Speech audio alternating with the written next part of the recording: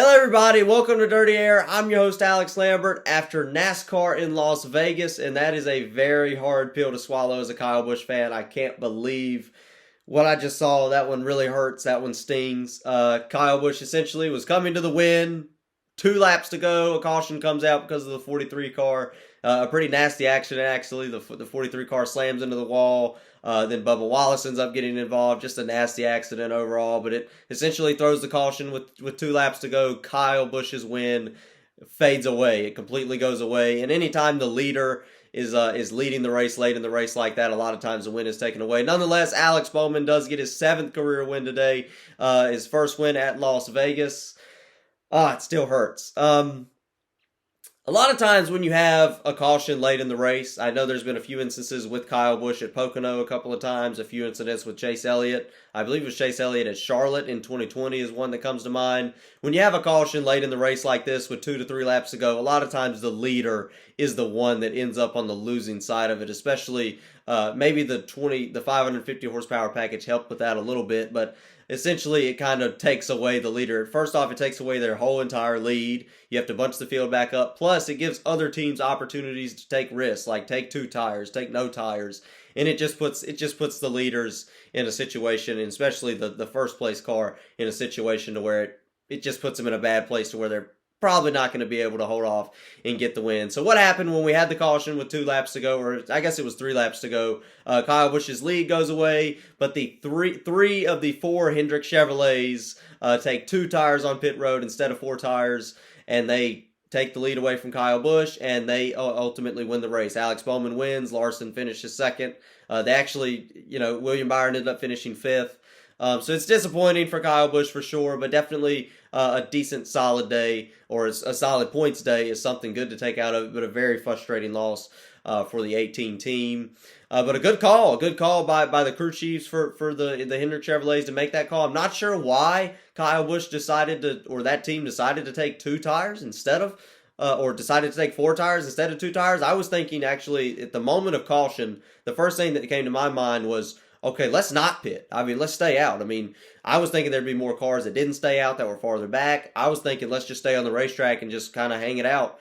But Kyle Busch ultimately came down pit road, got 4 tires. I think taking 2 tires probably would have been the better decision, but when you're in a moment like that, it's hard to make the right call. If Kyle had a blew by the Hendrick Chevrolets, then we'd be talking about how good of a call it was, and it just, the way it played out just was out of favor for Kyle Busch. That's frustrating. But Alex Bowman does get his win. I've already been strolling through the Twitter feed and stuff. Alex Bowman, the hack, if you ask Denny Hamlin, once again kind of steals a win. It seems like Alex Bowman gets a lot of lucky wins, and that tends to be a trend for him. You go back to Martinsville last year, you talk about the race today, essentially kind of the win just kind of falls into Alex Bowman's hands a lot of the time, which is frustrating as a Kyle Busch fan to see it happen when it's taken away from your driver. But that's kind of what was been strolling on the Twitter feed. But I'm going to talk up Alex Bowman here for a second. That's really not the case. To get wins, you can't just have all luck. Alex Bowman, for one, stayed out of trouble today, which a lot of drivers did not. I think we had like 8 or 9 DNFs today,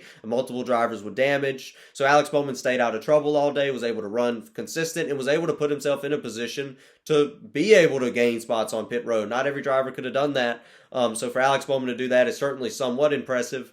And then, of course, not all Alex Bowman's wins have been completely fluke wins. I go to his first win at Chicago, raced Kyle Larson, battled through it, and was able to get the win. I go back to Richmond last year, kind of led a great portion of that race. Then I go to Auto Club in 2020 when he won that race. So not all fluke or lucky wins for Alex Bowman, but it certainly seems like luck tends to play in Alex Bowman's favor a lot of the times, which is definitely frustrating as a Kyle Busch fan to see. But certainly he still has some talent. He obviously put himself in the position to have lucky finishes, and essentially you make your own luck. So yeah, wild finish, a crazy finish. He was able to battle. Actually, he had to battle in this race, not entirely lucky. He was put in a position to where he could race for the win, but had to battle off one of the best drivers in NASCAR, Kyle Larson.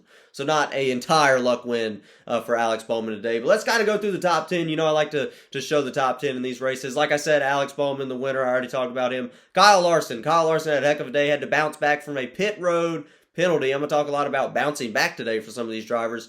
Kyle Larson had to bounce back from a pit road penalty with under 50 laps to go. I believe it was the last pit stop of the race he got that penalty in and was able to come all the way back up through the field to put himself in a position. And these Hendrick Chevrolets are just so fast. He was able to come all the way back up through the field, put himself in a position to get have a chance at the win, to go down pit road and get those 2 tires and have the lead for a while, but it was ultimately taken away by Alex Bowman there in the last restart. One of the drivers that actually did not have to come back from anything and had a very solid, very steady day is Ross Chastain for the Trackhouse Racing Organization. A great day for him, very solid day, led a whole lot of laps, was able to hold off some drivers. I noticed on the longer runs, his car tended to fade. Also, the weather conditions tended to play a very huge role in this race, like when the cloud covers came over the racetrack and the temperatures obviously cooled. And then, of course, when you have the sun setting, you get later on in the afternoon, the track's going to get a little colder as well. It seemed like Ross Chastain's car started to handle a little bit worse. And actually, according to Jamie Little from Fox, she actually made a good point. Kyle Busch's car was actually tuned up to be a better race car under cloudy conditions and cooler track temperatures because it was supposed to be cloudy. The weather forecast did say overcast and cloudy going into today, so the 18 team actually tuned the car up more towards a maybe lower track temp race car than Ross Chastain's team did. So that certainly showed. Ross Chastain's team kind of faded. The number 1 car kind of faded a little bit going into the end of the race, but he still took it home a 3rd place finish, so a great day for him. I do want to mention his teammate, Daniel Suarez. The Trackhouse Racing team is fast this year. They were fast last week in Fontana, and then, of course, they were fast today, and then, unfortunately, Suarez got taken out by a early race wreck. I believe it was in the first half of the race. That was really upsetting to see for Daniel Suarez. Obviously having a great day. He was in the top 10 when that happened. So I hate for Daniel Suarez to be taken out of a race like that after having such a great day. He was obviously upset in his interview, but it's okay. Just take the momentum. You had a great day. You had a fast race car, and try to take that and go into the future weeks knowing that you are fast. You were fast in California, and you were fast again today in Las Vegas. Kyle Busch finishing 4th today. I don't even know what to say. I mean, everything that could have went wrong this whole weekend went wrong for Kyle Busch. First off, he starts out the weekend and he gets involved in a wreck in practice, doesn't get to qualify, so he has to start dead last on Sunday. Actually, the team worked, from what I understand, about 9 hours to get this backup car prepared for Kyle Busch. The backup car, if you saw a picture of the backup car on Twitter or anything like that, the backup car had Denny Hamlin's name written on it, and it was actually supposed to be a parts car where you just kind of pick and remove parts for all the Joe Gibbs Toyotas. So the team had to essentially build a race car. It took them 9 hours to do so. They had it ready before the race on Sunday. That was a lot of work being put in. Not only did they build a race car, they built the fastest car on the racetrack, a winning race car. It almost won the race if there wasn't a caution later on in the race. So great rebound for Kyle Busch. Not only that, even in the race, he had a lot of trouble. Slammed into the wall closer to the halfway point in stage 1. Got caught up in a wreck, spun. They thought there was some damage to the underneath portions of the race car after sliding off of the banking. So a long day for Kyle Busch, but was able to come all the way back and get the lead, and then right when he's about to win, he has a caution. So it's really frustrating, really aggravating as a Kyle Busch fan to see that, but it's just how it plays out sometimes. It's really frustrating. Hopefully we can go to Phoenix next week and get the win.